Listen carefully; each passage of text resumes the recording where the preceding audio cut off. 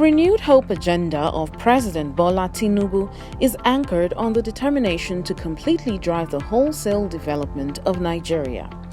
But in this regard, the current administration is fully aware of the need to make the Nigerian womenfolk one of the critical drivers of this process. Meet Uju Kennedy-Ohanenye, Nigeria's Minister of Women Affairs and Social Development, a woman that's always championed the voices that need to be heard. She hasn't just inherited a portfolio, she's infused it with her own brand of dynamism. As a lawyer, she fought for justice in courtrooms. As a movie producer, she brought women's stories to life on screen. Now, after 100 days as minister, she's blending legal precision with creative vision to craft policies that empower. She doesn't just talk the talk, she walks the walk. Under her watch, policies are crafted, not on paper, but in the heart of communities, listening to the whispers of need and crafting solutions that resonate. Access to finance, skills training, healthcare, which is the bedrock of progress, has been laid brick by empowering brick.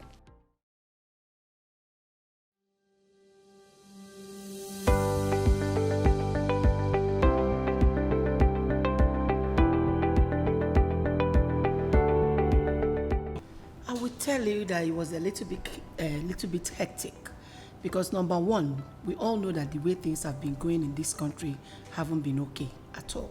Because you can't be in a country where, upon all the efforts people are presuming or assuming to be making, poverty kept on increasing. Everything, bad norms, negative norms, they were on the increase. So I felt something must be wrong somewhere. And any reasonable person should know that if you are doing something and it's not working, you're not seeing results, the most intelligent thing for that person to do is to change narratives.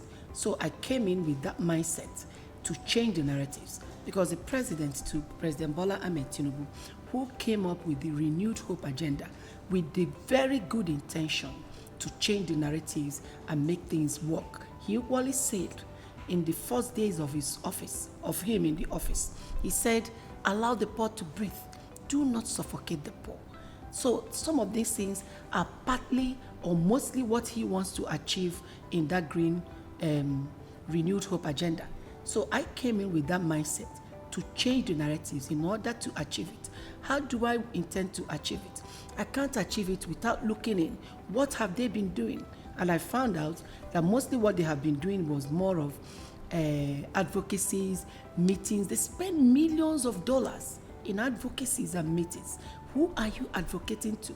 You go to town, you call the people in the urban center, and you say you're advocating while the poverty is in the grassroots.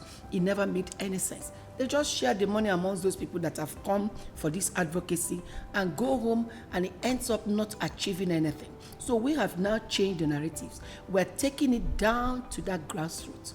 We're bringing in more sustainable empowerment, very less advocacy. And now we like that advocacy to start when we must have put things in place.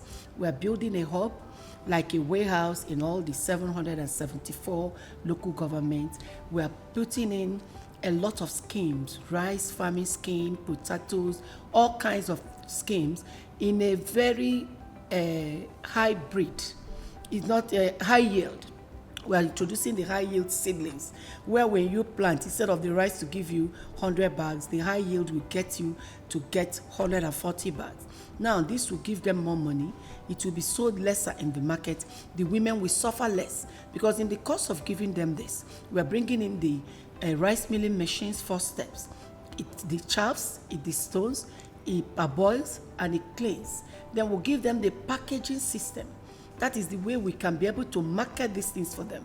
Because you see, in some villages and communities, they plant a lot of things, they have no buyers, while the buyers don't know where to buy.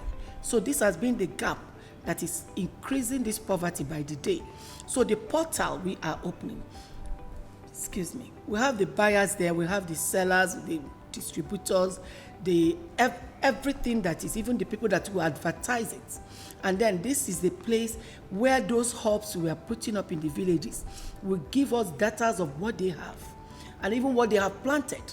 When they plant, they let the hub know. That hub, we put it in the portal.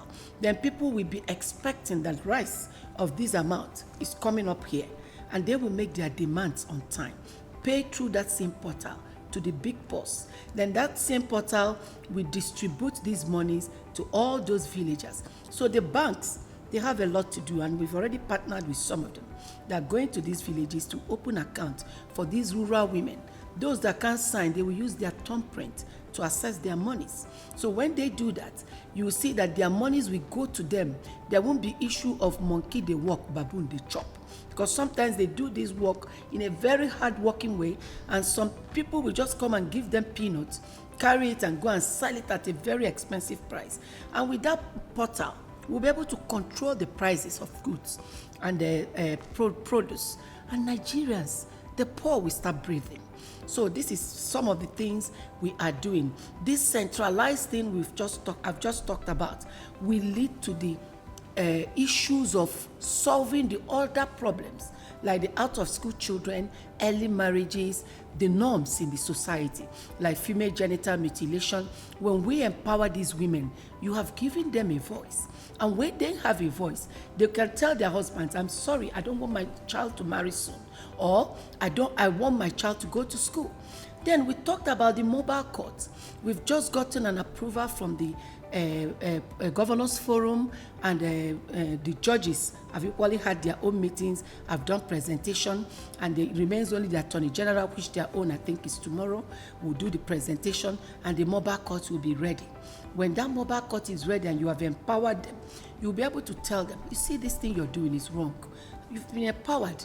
A hungry man is an angry man. Now you're no more hungry. Don't do this again, because if you do this, these are the consequences. There's a court that will come right there in your village and be able to look into this case. Justice will be done under 48 hours. That will help. But when you start telling them this without empowering them, there's no way it can work. So by the time we do that, we will employ the whistleblowers who will be part of that portal, where they give us information of what is happening in all these places. Note that these things, as we are bringing all the village meetings together to form them into cooperative, they've been having meetings that are well organized. But what do they talk about? Does it help them to change their lives? No. We're teaching them now how those meetings will be transformed to cooperative, and they will be empowered with sustainable machine. Get them to plant those things that they will sell, and we will help them sell it, and they will get their monies in their individual account. Because as we speak, it's equally going to affect the women in prisons positively, because we're equally empowering them with sustainable machines. They will start producing those things they have learnt, because they've learnt how to produce bags, shoes, detergent, and so many other things. They will do it, and we will help them equally market it through the portal, telling people these things are ready in prisons for sale, and they will make their demands, and we will get the transporters to take it, who are equally part of that portal. So by the time we do all this, we now sensitize them. Now, if you want to sensitize people on what they want to do, we're talking about rural places where some of them don't have televisions and radios. So we are using the town criers. So we are including town criers as part of means to sensitize these people. And it will be in the language they understand by one of them, who will do the town cry, street by street, recording it officially, which we put in the portal. When it is there, and you commit the same offense, you have been sensitized, we take you to court, and we bring those things to prove to the court that this is evidence that you were sensitized in your own language. And with that, you can imagine what will happen. Is either going to prison or paying fine. But none of these that will happen will be very palatable to the person that committed the crime. From microloans fueling female-owned businesses to scholarships breaking down educational barriers, Uju's initiatives are tangible threads woven into the tapestry of progress. Not just only digital thing that we need. We only need water resources. We need those trade and investment. We need the technical, science and technical aspects. We need the agriculture. We need the Ministry of Equality Education. We need the Ministry of Health. These are the people, including others. Women are everywhere in all the ministries.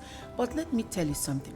If we all hold on to combine everybody before we take an action, that has always been the bottleneck in this country, why things don't move.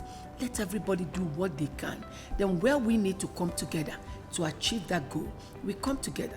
Like in the issue of the farming, I have contacted the Minister for Water Resources, because these people need this solar in the villages to operate these machines that to do irrigation for them, and then equally use the rice milling machine. So I have already contacted my brother, the Minister of Water Resources. He quickly told me to bring a letter that I should copy the DG, because it's the DG that will handle it. So I have taken the letter immediately the same day, and we are expecting to hear from him. I will equally follow up when I'm back from my trip to make sure this happens. So when we need them, we quickly go to them. I'm going to the Minister for Agric.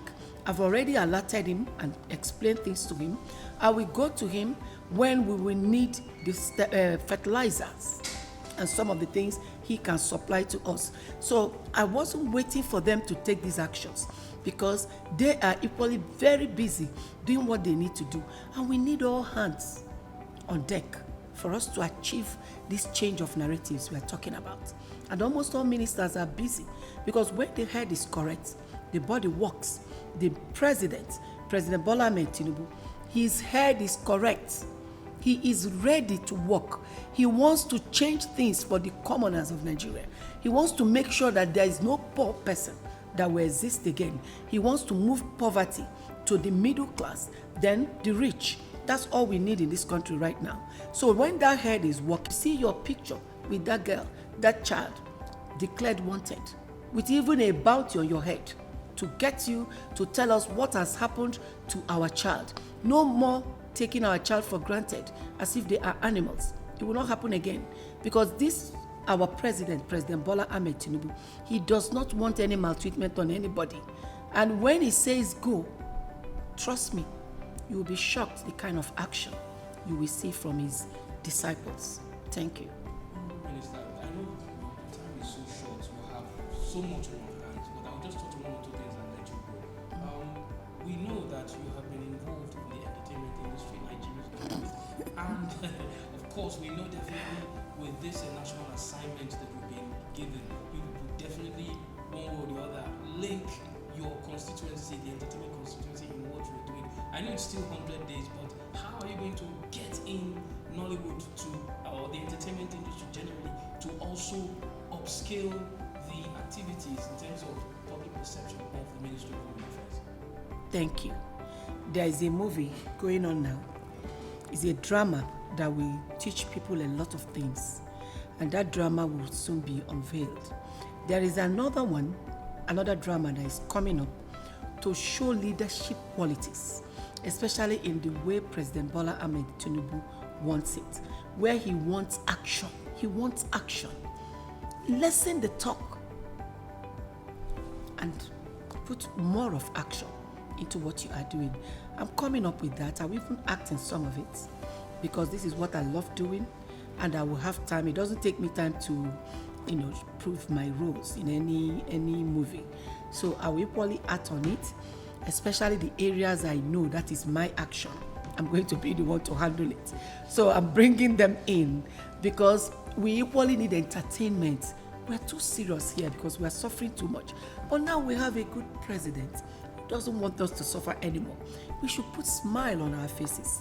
So some of those dramas will not only teach them what they need to know, it will equally put smiles on the faces of Nigerians. Okay, on the final note, your message to Nigerians, the year is coming to an end, the administration is still plugging in various sectors. You are one of the key drivers, just cutting short to our audience. Please, Nigerians, just note that things are about to change. There is hope. The renewed hope agenda has given you hope. Watch out and see activities across all the ministries. You will see changes. And watch out even the way we attacked the donors to start channeling their money towards you commoners, so that you can benefit and lessen much talks. That will show you that we're fighting for your rights. We want to defend you. We want to help you. We want to make sure you are okay, that smiles are on your faces. Calm down. Calm down on criminal acts. Calm down on insecurity. And give this government a chance to see what they can do for you. If we fail, trust me, we will not hold you responsible for anything that happens. But I'm promising you, we will not fail because we love you so much. We had you in mind many, many years before this opportunity came. So relax your mind and give President Bola Ahmed Tinubu a chance with his disciples to prove to you how much he loves you and how much the nation loves you. And you will understand that you are not a slave. You're part of Nigeria and you will benefit. No doubt the first 100 days in office for Nigeria's Minister of Women Affairs and Social Development is not an epilogue. Rather, it is a stepping stone, fueled by the unwavering spirit of Nigerian women, determined to write a new chapter of equality, prosperity, and progress.